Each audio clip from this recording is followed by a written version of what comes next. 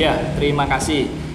Ada beberapa hal yang perlu saya sampaikan bahwa ada beberapa vendor di KTI yang dalam hal ini menjadi alih dayanya KTI. Jadi karyawan yang melaporkan ke DPR itu ada permasalahan, yaitu dana kompensasinya yang seharusnya diberikan itu tidak diberikan.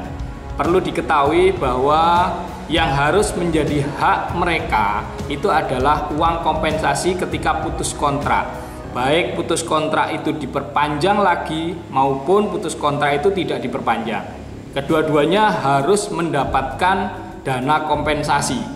Nah, dari yang ada saat ini yang menjadi vendor KTI, karyawan yang ada di vendornya KTI itu mulai dari munculnya Undang-Undang Cipta Kerja 2020 sampai dengan saat ini ketika putus kontrak tidak menerima dana kompensasi itu. Jadi seperti itu, Mas.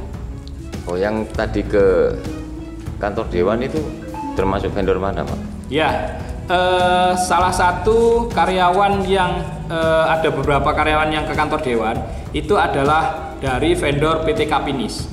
Walaupun sebenarnya di sana ada beberapa vendor yang juga tidak memberikan dana kompensasi yang menjadi hak dari karyawan.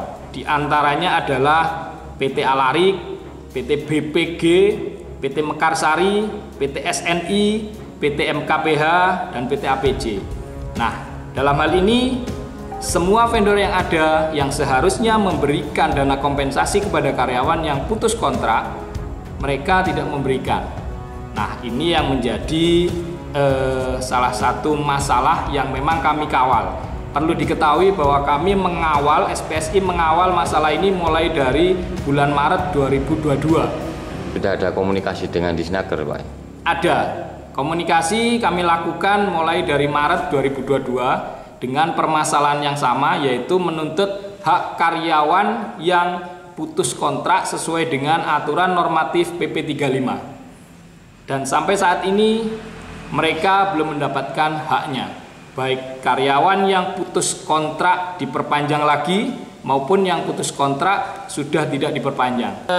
Kami berharap pemilik masing-masing vendor yang pada catatan kami di sini mereka juga tahu aturan, harusnya memberikan apa yang menjadi haknya, sehingga sampai saat ini pun belum ada titik temu,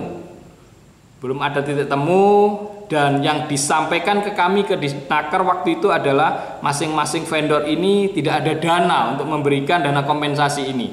Kalau ini nggak direspon, mungkin ada waktu maksimal atau gimana? Ya, kami melalui tahapan-tahapan yang harus kami lakukan. Jadi ketika nanti memang tidak diberikan dana kompensasi itu, kami mengikuti regulasi tahapan yang ada. Mediasi pertama, mediasi kedua, kemudian muncul anjuran, dan nanti kami akan bawa ke BHI. Sehingga di sana nanti akan permasalahan ini akan diselesaikan di BHI.